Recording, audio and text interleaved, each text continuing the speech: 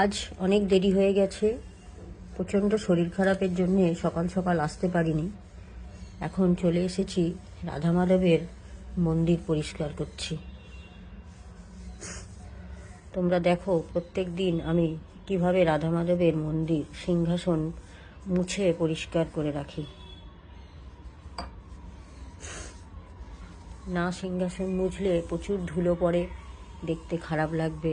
তাই প্রত্যেক দিনের আমার ডিউটি রাধা মাধবকেও যেভাবে পরিষ্কার করাই, আর এই সিংহাসনও ঠিক সেইভাবেই মুছে পরিষ্কার রাখি। এইবার রাধা মাধবকেই পরিষ্কার করাবো। রাধা মাধবের কাপড় নিয়ে নিয়েছি, তাতে একটু অগ্রুর দিয়ে দিলাম। এবার রাধা মাধবকে মোছাবো। জয় রাধে জয়। ওম নমো ভগবতে বাসুদেবায়। ওম নমো ভগবতে বাসুদেবায়। ওম নমো ভগবতে বাসুদেবায়।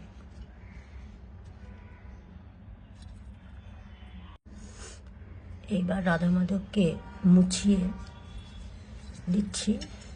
আজকে আর শরীর খারাপের জন্যে রাধা মাধবের ড্রেসটা চেঞ্জ করতে পারলাম না। কাল বৃহস্পতিবার, কাল অবশ্যই চেঞ্জ করে দেবো। প্রত্যেক দিনই চেঞ্জ করাই, কিন্তু আজকে খুবই শরীরটা খারাপ। রাধা মাধবের চরণ মুছিয়ে দিলাম। এইবার রাধার মুখ মোছাবো। প্রত্যেক দিনই আমি এইরকম করেই মুছিয়ে পরিষ্কার করে দিই।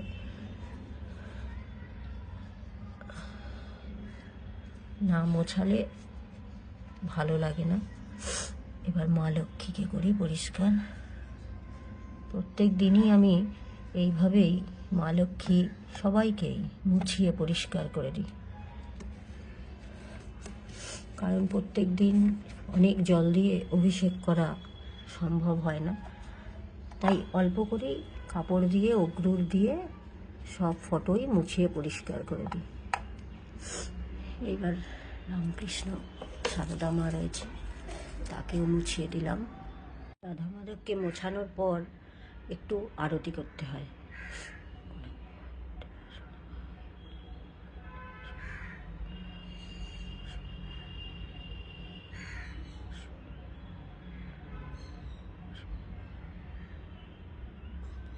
তারপর মাকে সম্পূর্ণভাবে সাজিয়ে নিয়ে তোমাদের কাছে চলে এলাম।